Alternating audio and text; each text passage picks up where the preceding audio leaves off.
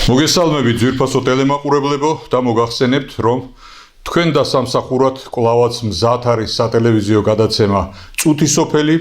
რომლის ავტორიც გახლავთ სრულიად საქართველოს გვარების წინამძღოლთა დარბაზის თავმჯდომარე ბატონი ირაკლი ბრეგვაძე. მე კი ამ გადაცემის წამყვანი გოგიტა მელიქიძე გახლავართ. დღეს საუბარი გვექნება ძალიან მნიშვნელოვანი წმინდანის შესახებ, თუმცა უნდა ითქვას, რომ ყველა წმინდანი მნიშვნელოვანია და უაღრესად მნიშვნელოვანია, შეიძლება ითქვას, მაგრამ წმინდა იოანე ოქროპირი გახლავთ ის მსოფლიო მნიშვნელობის მამა, რომელმაც სათავე დაუდო ძალიან ბევრ, ძალიან მნიშვნელოვან და ძალიან საეკლესიო ღირებულების მქონე საქმეს და ეს საქმეები უშუალოდ არის ლიტურგიკასთან დაკავშირებული, არის ღვთისმეტყველებასთან დაკავშირებული, არის ქადაგების ნიჭთან და იმ საიდუმლოებების წვდომასთან, რომელიც საუფლო საიდუმლოებად იწოდება და ეს ყველაფერი მიეცა იოანე ოქროპირს, ამ ყველაფერი წარმოჩინდა ის როგორც მღვდელმთავარი და როგორც მთავარეპისკოპოსი კონსტანტინოპოლისა და აი ამ ღვაწლით, აი ამ სულიერი თვითშეგნებით დარჩა ის სამარადისოდ ჩვენს ცნობიერებაში და არა მარტო ჩვენს ცნობიერებაში, არამედ დარჩა გაბწყინებული წინა შეუფლისა ჩვენისა და ამიტომაც იხსენება იგი წმინდანად. იოანე ოქროპირი დაიბადა ანტიოქიაში და დაიბადა ჩვენგან ძალიან შორს. 347 წელს. ეს პერიოდი მოგეხსენებათ საქართველოშიც მნიშვნელოვანი პერიოდია, რამე თუ ეს ემთხვევა წმინდა ნინოს შემობრძანებას საქართველოში, წმინდა გიორგის მოწამეობრივ აღსასრულს, ქართლის მოქცევას და ქრისტიანული ცნობიერების გავრცელებას საქართველოში, სახელმწიფო რელიგიათ აღიარებას და ასე შემდეგ და ასე შემდეგ. აი ეს სწორედ ის ეპოქალური მნიშვნელობის პერიოდია ზოგადად და მათ შორის საქართველოშიც და აი ასეთი აქტუალური და ასეთი თუ შეიძლება ითქვას ისტორიულად მნიშვნელოვან პერიოდში ინება უფალმან მოვლილება ისეთი დიდი წმინდანისა, როგორც იოანე ოქროპირი გახლდათ. ანტიოქიაში დაიბადა, როგორც უკვე ვახსენეთ და დაიბადა იგი მაღალი საზოგადოებრივი ფენის წარმომადგენლობაში. მისი მამა გახლდათ მეფის მხედართმთავარი, ცნობილი მხედართმთავარი, რომელიც აი ამ თავისი სამხედრო და საბრძოლო ღვაწლით იყო წარმოჩენილი თავის ქვეყანაში და ის ჩქარა გარდაიცვალა მამა დაობლდა იოანე ოქროპირი და დედამ დაქვრივებულმა დედამ გაზარდა იგი. იოანე ოქროპირი იმთავითვე მოკრძალებული ცხოვრების წესს მისდევდა და გასართობებს, რაღაცა ის გულის გადასაყოლებლებს და ისეთი ყოფითი მომენტებითა და ყოფითი ინტერესებით დატვირთულ რაობას ცხოვრებისას, რასაც ბავშვები ხშირად მისდევენ ხოლმე, ეს არ მისდევდა, არ თამაშობდა, არ ერთვებოდა, არ ცელქობდა და ასე შემდეგ. იმთავითვე ჰქონდა მიდრეკილება ასკეტიზმისკენ, თავშეკავებისკენ და ჩაღრმავება იმ კითხვებისა, რომელი კითხვებსაც აჩენდა ეპოქა და ზოგადად რაობა ცხოვრებისა. და უნდა ითქვას, რომ აი ესეთი გამორჩეული, აზროვნებით გამორჩეული და აზროვნების კულტურისადმი მიდრეკილი ახალგაზრდა იოანე მიდის რომში სასწავლებლად, ამთავრებს იქ ღებულობს ფილოსოფიურ განათლებას, ფილოსოფიურ სკოლას ამთავრებს იქ და იქვე გამოჩნდა მისი განსაკუთრებული ნიჭი და განსაკუთრებული უნარი სიბრძნის მეტყველებაში, რომელიც წარმოჩინდა შემდეგნაირად. იგი არა მხოლოდ იმ მოსწავლეებს, ანუ იმ მსმენელებს ჯობდა, რომლებიც მასთან ერთად სწავლობდნენ, არამედ ჯობდა უშუალოდ იმ ფილოსოფოსებს, რომლებიც რომში საკმაოდ ცნობილი იყვნენ და ხშირად მოდიოდნენ მაღალი ინტერესით და უსმენდნენ მის მსჯელობას, მის საუბარს და მის სიბრძნის მეტყველებას და უნდა ითქვას, რომ აი ძალიან დიდი დაინტერესება ჰქონდა რომში აი ამ გონებრივ შესაძლებლობას, რომელიც გამოავლინა იოანე ოქროპირმა. აქვე უნდა ითქვას, რომ იოანე ოქროპირის მიმართ რომის კათოლიკოსმა გამოხატა ინტერესი და მას შეთავაზა მსახურება რომის ეკლესიაში, მაგრამ არ დარჩა იგი და რომიდან დატოვა რომი და დაბრუნდა თავის მშობლიურ ანტიოქიაში და ანტიოქიაში მოინათლა, უნდა ითქვას, რომ ეს ნათლობის საიდუმლო, საღვთო საიდუმლო, რომელიც 7 საუფლო საიდუმლოს ერთ-ერთი ესეთი მნიშვნელოვანი და ქვაკუთხედის მნიშვნელობის მქონე ეს რეალობა მასზე ცოტა მოგვიანებით და არა ჩვილობის და ბავშვობის ასაკში ცოტა მოგვიანებით აღესრულა, მაგრამ ამას არ დაუბრკოლებია იოანე ოქროპირი იმ თვალსაზრისით, რომ იგი იმთავითვე იყო ქრისტიანული სულის მატარებელი და ეს ნათლობა, რომელიც მასზე აღსრულდა, ერთგვარი ბეჭედი იყო, ერთგვარი დასტური იყო და ერთგვარი მოწმობა იყო იმ ქრისტიანული სულისა, რომელიც იოანე ნათლისმცემელში იმთავითვე იყო გაცხადებული და არსებული. იოანე ნათლისმცემელი მონათლა პატრიარქმა, ანტიოქიის პატრიარქმა და მისი ნათლული გახლდათ, პატრიარქის ნათლული გახლდათ. პატრიარქმა ის დაადგინა მედავითნეთ, ანუ წიგნის მკითხველად, რომელიც მსახურებაში ეხმარებოდა ეკლესიურ ცხოვრებაში და ეკლესიურ ასპარეზზე აი ამ მედავითნეობის პირველი ნაბიჯებით გამოვიდა და აქვე გადაწყვიტა იოანე ოქროპირმა, რომ აღკვეცილიყო ბერად და საერთოდ შედგომოდა საღვთო მსახურებას და აქ დედამ თხოვა, რომ ნუ მიმატოვებ დაქვრივებულს და გთხოვ, რომ დარჩე ჩემთან, სანამ ამას უფალი ინებებს და მერე შენ როგორც იტყვიან ღმერთმა ხელი მოგიმართოს იმ დიდ მსახურებაში, რომელი მსახურებისთვისაც ამთავითვე ემზადებიო. იოანე ოქროპირმა გაიზიარა დედის აზრი და შეიძლება ითქვას, რომ არა მხოლოდ აზრი გაიზიარა, არამედ კურთხევა დედისა, დედობრივი კურთხევა გაიზიარა მისი, დამორჩილა მის მოთხოვნას, დარჩა დედასთან, მაგრამ არ შეუწყვეტია ეკლესიური ცხოვრება, ინტენსიური კავშირი ეკლესიასთან,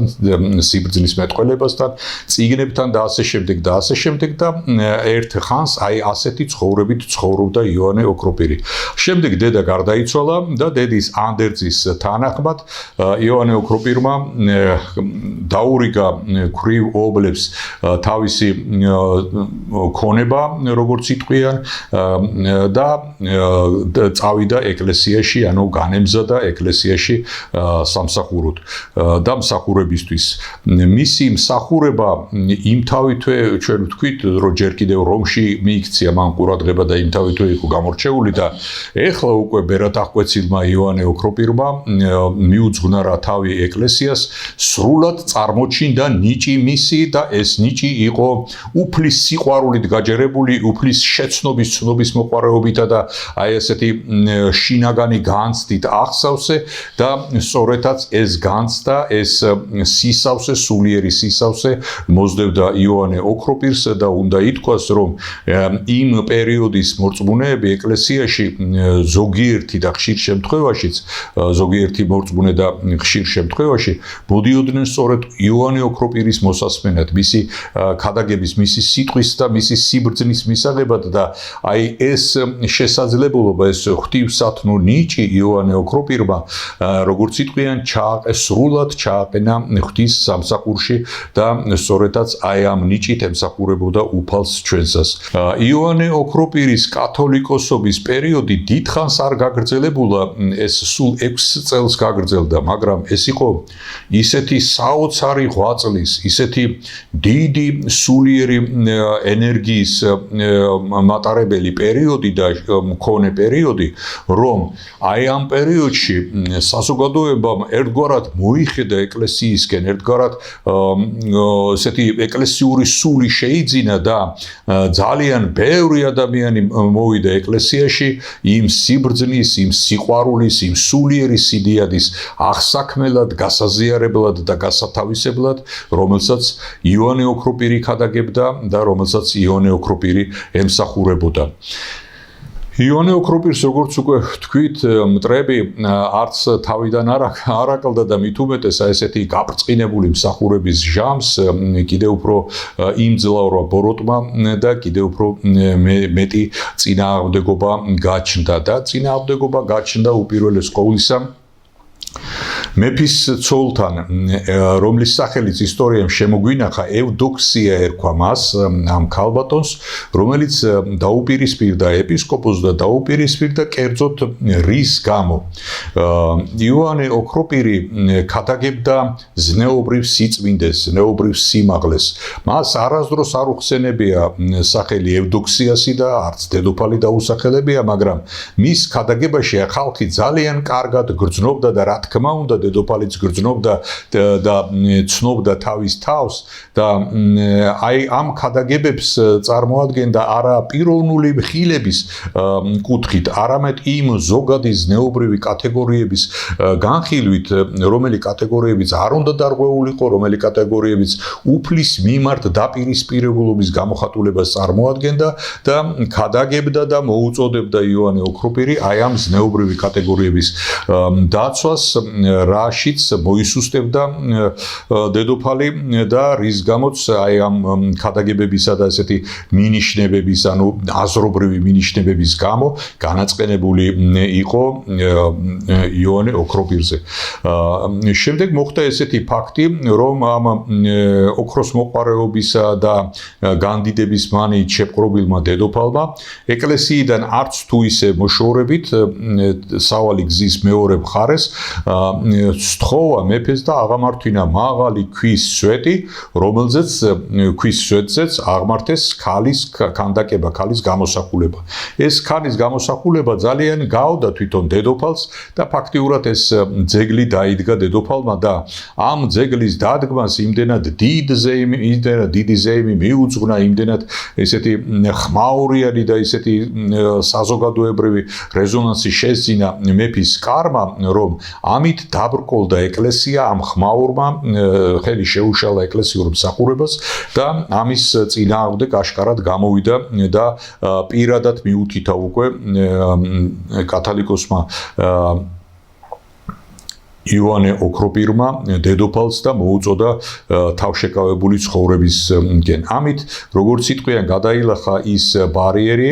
რომლის შემდეგაც დედოფალმა გამოაცხადა პირდაპირი ბრძოლა კათოლიკოსისა და გამოიკვეთა მისი ოქროპირობის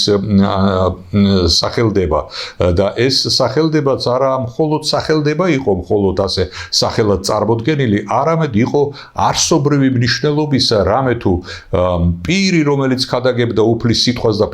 ქადაგებდა ასეთი ზეობით, ასეთი ჭეშმარიტებით და ასეთი სინათლით, ის დიახაც ოქროპირად იყო წოდებული და მას თუ რამეს მიუსადაგებდი და თუ რამე შეიძლებოდა ხალხს მიესადაგებინა, ამისთვის ყველაზე უფრო მისასადაგებელი იყო მისი ოქროპირობა და ეს წოდება, ეს ზედწოდება სახალხო სახელდება მისი დარჩა სამარადისოდ იოანეს სახელთან ერთად და იოანე სწორედ ასე იოანე ოქროპირად მოიხსენება, სწორედაც ამ სახელით განვლო მან მთელი მწუთისოფელი და უფლის მარადიულ სამყაროსაც სწორედაც იოანე ოქროპირის სახელით შეუერთდა. წინააღმდეგობა, რომლის შესახებაც ჩვენ საუბრობდით მეფის კართან დაკავშირებით, უნდა ითქვას, რომ გადაიზარდა შემდეგში, რომ მათ მოიწვიეს ერთგვარი საეკლესიო კრება. ეს კრება არ იყო სრულყოფილი და არ იყო უფლებამოსილი კრება, მაგრამ ამ კრებაზე უკვე ესწრებოდნენ არა მარტო სამეფო კარის წარმომადგენლები, არამედ იმ ეკლესიის ის წარმომადგენლობიც, რომლებიც წინააღმდეგობაში იყვნენ იოანე ოქროპირთან და ამ კრებამ გადაწყვიტა ის, რომ გადაეყენებინათ კათალიკოსი იოანე, გადაეყენებინათ ამ სამღვდელო აი მაღალი იერარქიული თანამდებობიდან და კონსტანტინოპოლში დაიწყო აი გამოჩნდა უკვე აი ასეთი მოძრაობა, რაც ესეთი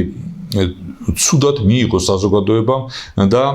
ერთგვარი სიფრთხილის ნაბიჯები გადაიდგა იმ თვალსაზრისით, რომ იქ სადაც იოანე ოქროპირი მსახურობდა კონსტანტინოპოლის საკათედრო ტაძარში, ხალხმა დაიწყო შეკრება და ერთგვარი მორიგეობა დააწესა, რათა დაეცვა თავიანთი ძვირფასი მღვდელმთავარი და არ დაბრკოლებულიყო ის საფრთხო სახურება, რომელსაც იგი ეწეოდა. მიუხედავად აი ასეთი დიდი სახალხო მოძრაობისა, იოანე ოქროპირი მაინც მოყვა ერთგვარი რეპრესიის ქვეშ, ერთგვარი სამეფო ესეთი წინააღმდეგობების ქვეშ და ეს წინააღმდეგობები გამოიხატა იმაში, რომ იოანე ოქროპირი გადააყენეს კათოლიკოსის თანამდებობიდან და იგი გაასახლეს მისი დატოვება ქალაქში არ შეიძლებოდა, იმიტომ რომ იმდენად დიდი იყო სახალხო რეზონანსი მისი, რომ კონსტანტინოპოლში დარჩენილიყო მაშინ სხვა ვერავინ ვერ გააგრძელებდა მისი ფუნქციისა და მისი საკათალიკოსო კათედრისზე მოღვაწეობას და ამიტომ იოანე ოქროპირი გაასახლეს კონსტანტინოპოლიდან, მაგრამ ეს გასახლებაც საინტერესოდ მოხდა. იგი ღამით გაიყვანეს ქალაქიდან, ჩასვეს ნავში და მცველების, ანუ შეიარაღებული სამეფო რაზმეულით გააცილეს კონსტანტინოპოლიდან და გააცილეს ამ საზოგადოებას. იგი ერთხანს გადასახლებული იყო მცირე არმენიად წოდებულ დასახლებაში, რომელიც დღეს თურქეთის ტერიტორიას მოიცავს და იქ აი ეს მსახურება აი ამ გადაყენებული კათოლიკოსისა იქ გრძელდებოდა და იქ იყო მისი პიროვნული ღვაწლი, უკვე არა საკათალიკოსო ღვაწლი, არამედ იყო პიროვნული ღვაწლი და ეს ღვაწლიც იყო ესეთი თავდადებული მსახურება უფლისა ჩვენისა, იწერებოდა წიგნები, ქადაგებდა იმ შეზღუდულ წრესთან, ვისთანაც მას ურთიერთობა ჰქონდა და უამრავი ადამიანი მიდიოდა, ჩადიოდა მასთან, მის ლოცვა-კურთხევას გამოითხოვდა და ისმენდა მის როგორც იტყვიან ოქრო ცურვილ სიტყვას, ღვთაებრივ სიტყვას ისმენდა და მეფის კარი შეაშფოთა აი ამ დამოკიდებულებამაც და გადაწყვიტეს, რომ ის კიდევ უფრო შორს ჩრდილოეთში გადაესახლებინათ და დაუდგინეს მას ახალი სამხედრო რაზმეული, რომელმა რაზმეულმაც იგი წამოიყვანა ჩრდილოეთში, წამოიყვანა იქით ამ მხარეს, საიდაც გეოგრაფიულად საქართველოა კონსტანტინოპოლისთან მიმართებაში და აი ასე მოყავთ საქართველოში და კერძოდ კოლხეთში იოანე ოქროპირი და მას ბიჭვინთაში, ქალაქ ბიჭვინთაში, რომელსაც სხვა სახელით მოიხსენიებდნენ და არა ბიჭვინთად, მაგრამ ჩვენთვის კარგად ცნობილი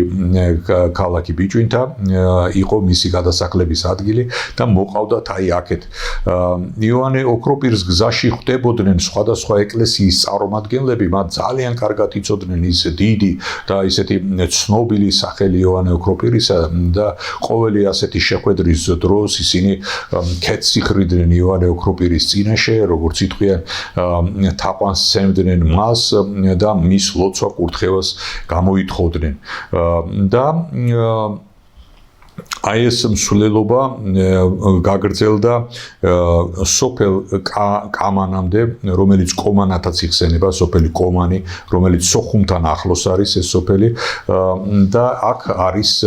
ვასილისკოს წმინდა მოწამე ვასილისკოს საფლავი, აქ არის წყარო, რომელიც წმინდა ვასილისკოს სახელდებით არის ეს წყარო და აი ამ მხლებლებთან ერთად მოვიდნენ აი ამ სოფლამდე, და აქ გაჩერდნენ. აქ იოანე ოქროპირს ეუწყა ჟამი თავისი გარდაცვალებისა, მან ითხოვა უფლება წირვისა და აი აქ ვასილისკოს წყაროსთან, ვასილისკოს საფლავთან დააყენა უკანასკნელი წირვა, მის მიერ აღვლენილი უკანასკნელი წირვა, მიიღო წმინდა ზიარება, ეზიარა და განემზადა, როგორც იტყვიან, განემზადა უფალთან შესახვედრად. გარდაცვალება იოანე ოქროპირისა მოხდა საქართველოში და ეს ძალიან ნიშანდობლივი ფაქტია, რომ თვითონ იოანე ოქროპირი, როგორც თქვით, წარმომავლობით არ იყო ქართველი და არ იყო დაკავშირებული საქართველოსთან, მაგრამ თავისი გარდაცვალებით, თავისი მარტვილობით იმდენად დაუკავშირდა საქართველოს, რომ საქართველოში გაიცნობიერეს და გაითავისეს იოანე ოქროპირი, როგორც მათთვის ძვირფასი სულიერი მამა, წამებული მამა, მოწამეობრივად აღსრულებული მამა, რომელმაც დატოვა საოცარი მემკვიდრეობა, სულიერი მემკვიდრეობა და ამ მემკვიდრეობის შესახებ ჩვენ მოგვიწევს საუბარი, მაგრამ თვითონ გარდაცვალებასთან დაკავშირებით უნდა ითქვას, რომ გარდაცვალების ჟამს იოანე ოქროპირის სიტყვები, უკანასკნელი სიტყვები იყო დიდება და მადლობა უფალს. Აი ეს ორი სიტყვა, რომელიც შეიძლება თამამად ითქვას, რომ საკაცობრიო მნიშვნელობის სიტყვაა, ეს ორი სიტყვა დარჩა ანდერძად, იოანე ოქროპირის ანდერძად და ეს სიტყვები გაჟღერდა სწორედ აქ, საქართველოში და სწორედ ჩვენს მიერ ხსენებულ სოფელ კომანში, სადაც იგი აღესრულა. და რა ესეთი განსაკუთრებული სიღრმე აქვს ამ სიტყვებს, თუ არა ის, რომ იოანე ოქროპირი და თითოეული ჩვენთაგანიც ვართ მოწოდებული უფლის დიდებისთვის, უფლის მადიდებლები ვართ ამ ქვეყანაზე და აი ამ ფუნქციით ვართ, ეს არის ჩვენი უპირველესი ფუნქცია ამ ქვეყანაზე მოვლინებისა, რომ ვადიდოთ უფალი ჩვენი და ვიყოთ მისი მადიდებლები, წარმომადგენლები, ის მიწიური წარმომადგენლები, ანუ ის ამქვეყნიური წარმომადგენლები, რომლებიც დიდების მეტყველებთ უფალს ჩვენსას, ჩვენი რწმენით, ჩვენი ცხოვრების წესით, ჩვენი სიტყვით, ჩვენი საქმით და ყველა სხვა განზომილებით, რომელიც დიახაც არა მხოლოდ რწმენას უნდა მიანიშნებდეს და რწმენაზე უნდა აკეთებდეს აქცენტს, არამედ თვითონ ეს სიტყვა, თვითონ ეს საქმე და თვითონ ეს აზროვნებისა და ცხოვრების წესი უნდა იყოს მადიდებელი უფლის სახელისა, უფლის მადლისა და უფლის წყალობისა და აი ეს მადიდებლობა სწორედაც ანდერძად მოდის იოანე ოქროპირისგან, რა თქმა უნდა ეს არა მხოლოდ იოანე ოქროპირის სახელთან არის დაკავშირებული ეს ზოგადი ქრისტიანული მცნება და ზოგადი საღვთო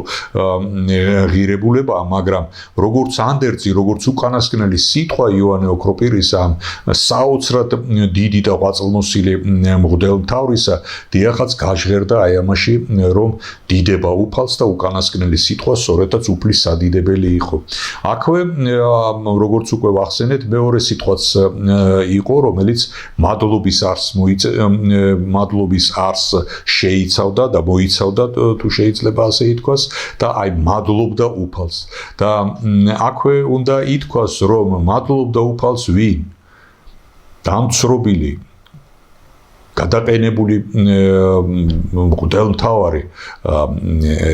და აი ასეთი წამებული მდგომარეობაში მყოფი მღვდელმთავარი, რომელიც მოდიოდა და როგორც იტყვიან, შუბებით მოერეკებოდნენ მას და მოდიოდა თავის უკანასკნელ დღემდე და უკანასკნელ აღსასრულის ადგილამდე და შეიძლებოდა რომ ჩვეულებრივ ადამიანს, ზოგადად ადამიანს აი ასეთი დევნის, ასეთი შევიწროების, ასეთი ტანჯვის და ესეთი მძიმე განსაცდელების ჟამს დაცდეს ერთგვარი საყვედური და ერთგვარი შინაგანი უკმარისობა გაუჩნდეს, მაგრამ იოანე ოქროპირი გახლდათ ის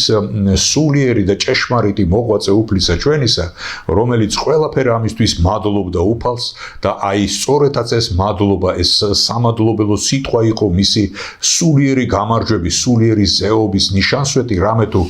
აი ამ მდგომარეობიდან, აი ამ დამცრობილი მდგომარეობიდანაც კი მადლობას უთვლიდა უფალსთვისას, რამე თუ მოავლინა მასზე განსაცდელი და ამ განსაცდელში გაატარა მისი უფლისმოყვარე სული და ეს იყო ერთგვარი დასტური იმისა, რომ იგი გახლდათ დიახაც ჭეშმარიტი შვილი უფლისა ჩვენისა და აი ეს დიდება და მადლობა უფალს არის ანდერძი იოანე ოქროპირისა, წამებულისა, დამცრობილისა და შევიწროებულისა, ანდერძი, რომელიც დარჩა არა მხოლოდ ჩვენ სოფელ კომანსა და ამ სოფელი კომანის გარშემო მყოფ სოხუმის დასახლებას, აფხაზეთს და მთელ საქართველოს, არამედ ეს არის ანდერძი სრულიად საკაცობრიო მნიშვნელობისა, რომელიც მთელ მართლმადიდებლური სამყაროსთვის არის საცნაური. მართლმადიდებლობა ვახსენეთ და აქავე უნდა ითქვას, რომ კათოლიკური სარწმუნოება იოანე ოქროპირის პერიოდში ჯერ კიდევ არ იყო გამოყოფილი და არ იყო განმდგარი ჭეშმარიტი რელიგიიდან, ანუ იმ მართლმადიდებლური რელიგიური ხაზიდან არ იყო ცალკე რელიგიურ მიმართულებად გამოყოფილი და იოანე ოქროპირი ძვირფასია და როგორც იტყვიან ერთგვარი ანგარიშგასაწევი პირია არა მხოლოდ ჩვენი მართლმადიდებლური სამყაროსთვის, არამედ კათოლიკური სამყაროსთვისაც მისაღებია, რამე თუ მათი წარსულიც სწორედაც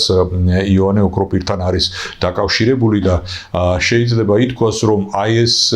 მასშტაბურობა იოანე ოქროპირისა საყოველთაოა ყველა იმ რელიგიისა და ყველა იმ ეკლესიისთვის, ვინც ქრისტეს აღიარებს, ვინც ქრისტეს გზას ეძებს და ვინც ეძებს აი ამ ქრისტეს გზაზე იმ ჭეშმარიტ სიტყვას, იმ ჭეშმარიტ სულისკვეთებას და ჭეშმარიტ საეკლესიო სწავლებას, რასაც ქადაგებდა, რასაც ასწავლიდა და რასაც განავრცობდა წმინდა იოანე ოქროპირი. იოანე ოქროპირის გარდაცვალების შემდეგ, როგორც იტყვიან,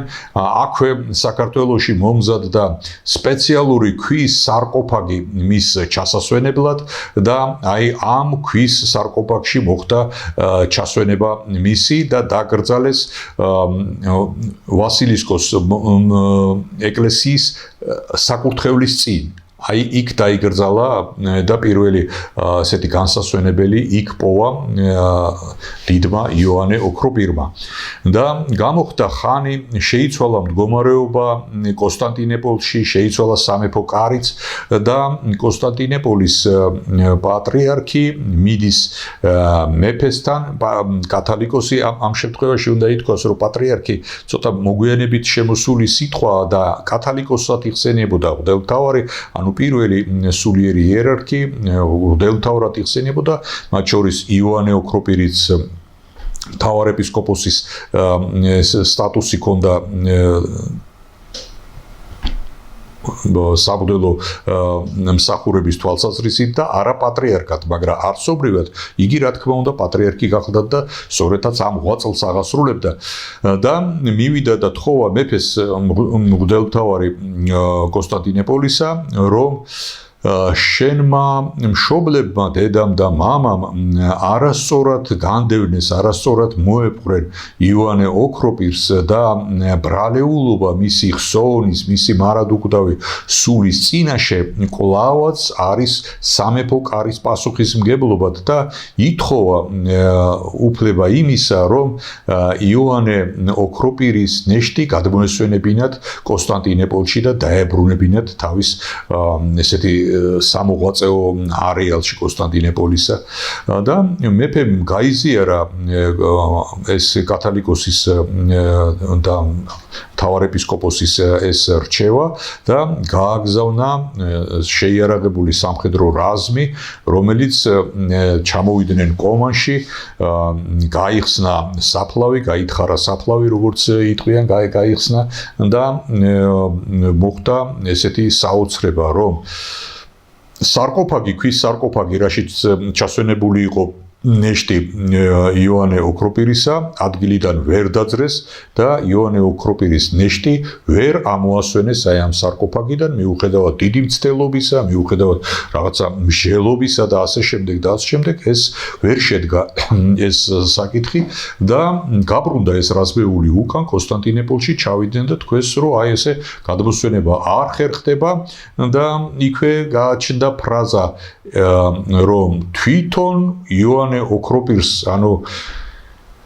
აი ამ ღვაწლმოსილ სასულიერო მოღვაწეს არ სურს საფლავის დატოვება და კონსტანტინეპოლში გადმოსვლა და აქვე ეს აზრი გაჩნდა რა, ნიშანდობლივად მიიჩნია კონსტანტინეპოლის კათალიკოსმაც და ურჩია მეფეს დაეწერათ შენდობის ბარათი, დაიწერა ეს შენდობის ბარათი, სადაც ითხოვდნენ შენდობას წმინდა იოანე ოქროპირის ხსოვნის, მისი მარადუკვდავი სულის წინაშე და ითხოვდნენ მისი ნეშტის, მისი ცხოველმყოფელობის კონსტანტინეში, ქალაქ კონსტანტინეპოლში დაბრუნებას. ამ ბარათით აღჭურვილნი, როგორც იტყვიან, რაზმეული ჩამოვიდა საქართველოში და კომანში მის საფლავთან და მიცვალებული, როცა გაიხსნა, იქ არსებობს გადმოცემა იმისა, რომ ნეშტი დახვდათ, გახსნის დროს ნეშტი დახვდათ უხრწნელ მდგომარეობაში და ისეთი შთაბეჭდილება იქმნებოდა, რომ თითქოს ახალი დაკრძალული იყო, ახალი მიბარებული იყო საფლავს და არავითარი ხრწნადობის ნიშანი მას არ ეტყობოდა. კონსტანტინოპოლიდან ჩამოტანილი ესეთი თხოვნა შენდობისა ბარათის სახით ჩამოტანილი ეს თხოვნა ამ მიცვალებულს ხელებში ჩაუდეს და ხელებში დააჭერინეს. ამის შემდეგ არსებობს გადმოცემა იმისა, რომ თვითონ ნეშტი იმდენად მორბილდა და იმდენად დაყვა უკვე იქ მყოფი ადამიანების, რომლებსაც ამოყვანა უნდათ ამ სარკოფაგიდან ნებას, რომ ადვილად ამოასვენეს, დაასვენეს სპეციალურ კათაფალკაზე, სპეციალურად მომზადებულ კათაფალკაზე, რა თქმა უნდა, აი ამ დიდ ქვის სარკოფაგს იქ ვერ წააბრძანებდნენ და აი ამ კათაფალკით დაიწყო მსვლელობა კონსტანტინოპოლისკენ და გადაასვენეს კონსტანტინოპოლში, სადაც შესაბამისად დაიგრძალა და შესაბამისი პატივით მიიღო კონსტანტინოპოლმა. მაგრამ უნდა ითქვას საქართველოსთან მისი დამოკიდებულების შესახებ და კერძოდ ის, რომ ეს გადმოსვენება მოხდა 30-32 წლის შემდეგ. ისტორიულ წყაროებში ერთგან მითითებულია, რომ ეს მოხდა 32 წლის მისი გარდაცვალებიდან 32 წლის შემდეგ. მეორეგან არის რომ ეს მოხდა 30 წლის შემდეგ. არც ერთი და არც მეორე თარიღი ისეთი არსობრივი განსხვავების მქონე არ არის და უნდა ვივარაუდოთ და ვიფიქროთ ის, რომ საქართველოს მიწაში აი ამ დიდმა ქრისტიანულმა სულიერმა მამამ 30 წელი, ანუ 3 ათწლეული დაყო და 3 წლეული განისვენებდა საქართველოს წიაღში და აი ეს განსასვენებელი გახდა მისი უხრწნელი ნეშტისა. აქვე უნდა ითქვას, რომ იოანე ოქროპირი კი გადაასვენეს კონსტანტინოპოლში, მაგრამ სარკოფაგი, მისი ქვის სარკოფაგი, რომელშიც იგი ჩასვენებული იყო, დარჩა სოფელ კომანში და დარჩა საქართველოში და უნდა ითქვას, რომ დღესაც იქ არის და მე ვიტყოდი, არის ერთ-ერთი დიდი სიწმინდე, რომელიც კვლავაც არის თაყვანისცემის, კვლავაც არის ლოცვის ობიექტი და კვლავაც არის ჩვეულებრივი ადამიანური პატივისცემის გამოხატულების ობიექტი. და აი ამ სარკოფაგის მიმართ დამოკიდებულების შესახებ ძალიან კარგად ქადაგებს პატრიარქი ჩვენი ილია ბეორე და საერთოდ პატრიარქის დამოკიდებულება იოანე ოქროპირის მიმართ და კერძოდ მისი სიწმინდეების და ამ შემთხვევაში საქართველოში არსებული მისი განსასვენებელი სარკოფაგის მიმართ განსაკუთრებული და მნიშვნელოვანია და უნდა ითქვას, რომ სწორედაც პატრიარქის ქადაგებიდან არის ცნობილი შემდეგი, რომ აქ რუსის საბჭოთა პერიოდში რუსის ჯარი იდგა, საბჭოთა კავშირის ჯარი იდგა კომანში და უპატიო მდგომარეობაში იყო თვითონ ეკლესიაც, მონგრეული ჰქონდა ჭერი ამ ეკლესიას და სახურავი დაზიანებული და აი ეს უპატიო მდგომარეობა შეიძლება ითქვას ყველაზე მნიშვნელოვნად გამოიხატა იმაში, რომ აი ეს განსასვენებელი ამ განსასვენებელ სარკოფაგში ჯარისკაცებმა თივა ჩაუყარეს ცხენებს და ცხენებმა აი ეს თივა ამ ქვის სარკოფაგიდან ჭამეს, ანუ მისთვის ამ ჯარისკაცებისთვის ეს მხოლოდ ბაგა იყო, რომელშიც რომლითაც თივა უნდა ეჭმიათ ცხენებისთვის. და მოხდა საოცრება, რომ ყველა ცხენი დაიღუპა, რომელიც ამ ბაგასთან მივიდა და რომელმაც თივა ჭამა ამ ბაგასთან, იგივე აი ამ წმინდა სარკოფაგიდან ყველა ცხენი დაიღუპა და ეს ენიშნათ იმ როგორც იტყვიან საბჭოთა პერიოდის მოქალაქეებსაც კი, რომელი პერიოდიც იყო ღვთისგმობის პერიოდი, ღვთისუარყოფის პერიოდი, მათაც კი ენიშნათ, რომ ეს რაღაცა სხვა ძალის მქონე სარკოფაგი იყო და ეს აღარ განმეორებულა ეს ისტორია და ამ სარკოფაგსაც დაეხსნენ და მოეშვნენ, როგორც იტყვიან. მაგრამ იყო კეთილმორწმუნე ადამიანები იმ საბჭოთა კავშირის პერიოდში ცხოვრობდნენ და მე ვიტყოდი არ იყვნენ ესენი მცირე და ცოტანი, რომლებიც მოდი მიდიოდნენ, თაყვანს სცემდნენ ამ სარკოფაგს, კითხულობდნენ ლოცვას და ევედრებოდნენ აი ამ დიდ მღვდელმთავრის მარადუკვდავ სულს. და პატრიარქი ჩვენი ილია მეორე აღნიშნავს, რომ ჩემი მიტროპოლიტობის პერიოდში, მოგეხსენებათ, იგი 11 წლის განმავლობაში აფხაზეთის მიტროპოლიტი გახლდათ, შევამჩნიეთ, რომ დაიწყო ერთგვარი ინტერესი აი ასეთი, რომ ამ ქვის სარკოფაგს მორწმუნეები როცა მოილოცავდნენ, მოტეხდნენ თუ მოაგლეჯდნენ თუ მოამტრევდნენ მცირე ნაწილს და მიქონდათ როგორც სიწმინდე რუსეთში და აი იქცევდნენ როგორც ექცეოდნენ მას როგორც სიწმინდეს აი მცირე ნაწილს და ეს მოტეხილობა ეს მოციცქნა ამ იმის ქვის პატარა ნატეხებისა, რომ შეეჩერებინათ, პატრიარქმა მიიღო გადაწყვეტილება იმისა, რომ სარკოფაგი სოფელი კომანიდან გადმოებრძანებინათ სოხუმში, საკათედრო ტაძარში და შესაბამისად ყოფილიყო იქ დაცული. სურათებიც არის გავრცელებული და აქ ეს სურათებიც ჩანს ჩვენს ეკრანზე ეხლა, სადაც გამოსახულია სარკოფაგი, რომელსაც სარკოფაგი იოანე ოქროპირისა, რომელსაც აფარია ესეთი ოქროსფერი ხავერდის გადასაფარებელი და ამ სარკოფაგის თავში, ანუ წინ დაბრძანებულია იოანე ოქროპირის დიდი ხატი, მადლმოსილი ხატი, რომელი ხატიც ისე როგორც ეს წმინდა სარკოფაგი, როგორც ნივთიერი ნიშანი იოანე ოქროპირისა,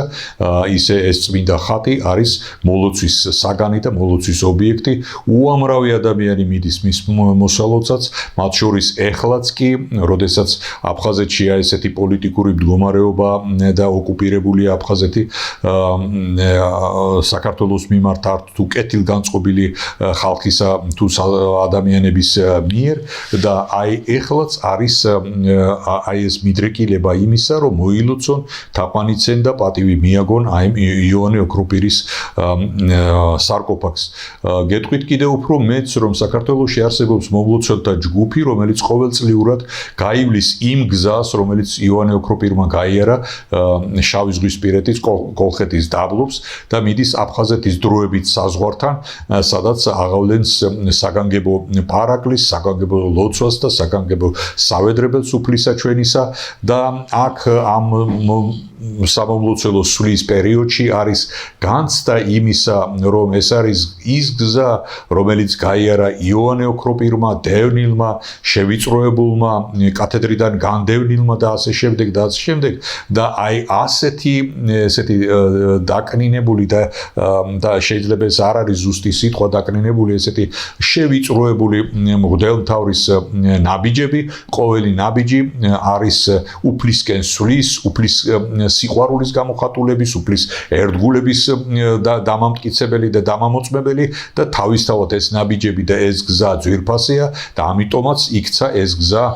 სამომლოცველო არეალად, სამომლოცველო გზად და აი ეს მომლოცველთა ჯგუფი, რომელსაც დეკანოზი დავით კონჯარია უძღვება, სწორედაც მოილოცავს ამ გზას და ეს შეიძლება ითქვას, რომ მოლოცვის ესეთი ყოველწლიურ ტრადიციად იქცა უკვე და ეს წლები გრძელდება, მეორდება და გაგრძელდება მანამ, სანამ ეს შესაძლებელი იქნება. თვითონ ეს დამოკიდებული არსებობს სურათი კათოლიკოს პატრიარქი თავისი კვერთხით, როგორ დგას აი ამ სარკოფაგთან და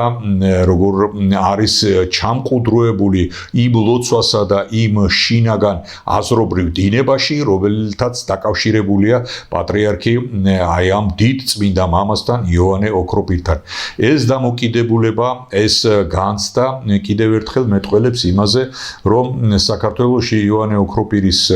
სიყვარული არის ძალიან ნიშანდობლივი სიყვარული. ეს არის ესეთი გამოხატული, საქმეში გამოხატული და ღვაწლში და დამოკიდებულებაში გამოხატული სიყვარულია და ეს არის არა მხოლოდ სიყვარული იოანე ოქროპირის მიმართ, არამედ მე ვიტყოდი სიყვარულია იმ უფლის მიმართ, რომელსაც გვასწავლიდა, რომელსაც ქადაგებდა და რომლისკენაც მოგვიწოდებდა წმინდა იოანე ოქროპირი. წმინდა იოანე ოქროპირის გარდაცვალება უნდა გავამახვილოთ ყურადღება ამაზე, რომ მოხდა 27 სექტემბერს, ეს იყო 407 წელს. თითო 407 წელიც დაბადებასა და გარდაცვალების პერიოდს თუ გამოვიანგარიშებთ 60 წელია და 60 წლის მღვდელმთავარი ეს არის სულიერი სიმწიფის, სულიერი მზაობის პერიოდი სულიერი მოღვაწისთვის და სწორედაც აი ამ ასაკში გარდაიცვალა ის და გარდაიცვალა სწორედაც იმ მოწამეობრივი გზით, რომელიც მან გაიარა და გარდაიცვალა 27 სექტემბერს, ანუ ჯვართამაღლების დღეს